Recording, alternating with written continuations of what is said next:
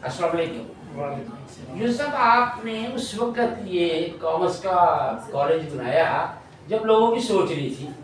ये तो ऐसे ही हुआ कि जिस वक्त सर गंगाराम ने बड़े सगीर के जो वाइस राय थे सर हेली, उनसे डिमांड की कि मुझे एक लाइसेंस चाहिए कि मैं बच्चों को अकाउंट सिखाना चाहता हूँ, तो उसने दे दिया। जब बल्कि बरतानिया को पता चला तो ये क्या कर दिया, ये हिंदू मुसलमानों को हिसाब किताब सिखाएगा।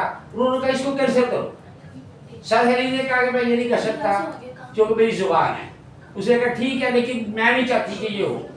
सर हेली ने सर गंगाराम को बुलाया और उसको कहा कि ये 72 घंटे के अंदर मुझे कॉलेज कंप्लीट चाहिए। और उन्होंने अपने बेटे की कोठी खाली करवाई और फिर एक रात के अंदर कॉलेज बनवा के उन्हें कहा कि आए इफ्तिताह करें। ठीक है, तो आपके ज़हन में उस वक्त कॉमर्स कॉलेज बनाने का सवाल कैसे आया?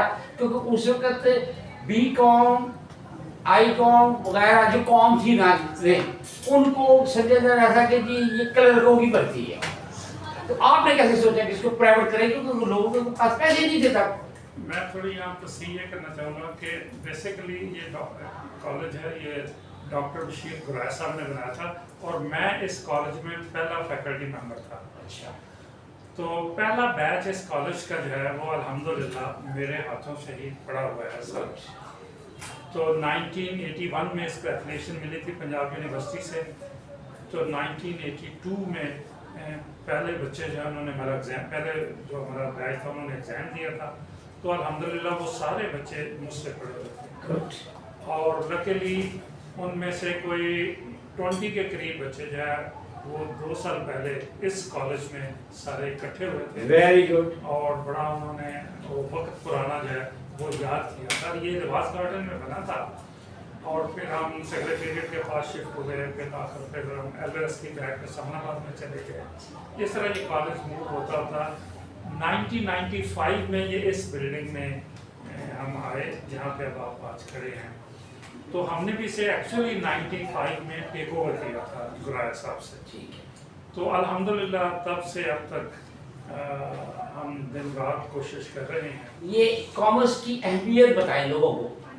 सर कॉमर्स जब से मैं समझता हूँ बनी नौ इंसान मौजूद है, कॉमर्स जो है वो साथ साथ चल रही है। यानी मुश्किल के बगैर तो एग्जिस्टेंस ही नहीं है इंसान की। मुश्किल जो है वो रीढ़ की हड्डी है। तो कॉमर्स ने जब तक इंसान रहेगा इसने रहना है। जब से इंसान है ये। आज के दिन के हवाले से भी मैसेज दें। देखो ये सीरत नबी सल्लल्लाहु अलैहि वसल्लम के सिलसिले में आज का महफिल थी जो की गई थी। तो बहुत ज़रूरत है, पहले से बहुत ज़्यादा ज़रूरत है कि हम हुज़ूर अकरम सल्लल्लाहु अलैहि वसल्लम की तालीमात को पढ़ें, उनको समझें और उन पे अमल करें। अमल जो है वो बहुत ज़्यादा अहम है। तो अनफॉर्चुनेटली अक्सरियत बशमूल भी हम गाफिल हैं और ये बहुत ही अलमनाक सूरत हाल है। हमें हुज़ूर अकरम सल्लल्लाहु अलैहि वसल्लम की सीरत नबी पढ़नी चाहिए।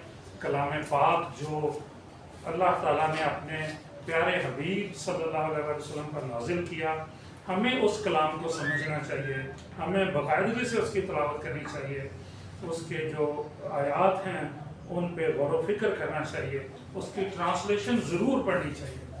मैं तो कहता हूँ कि कलाम पाक पढ़ना ही हमें ट्रांसलेशन के साथ चाहिए।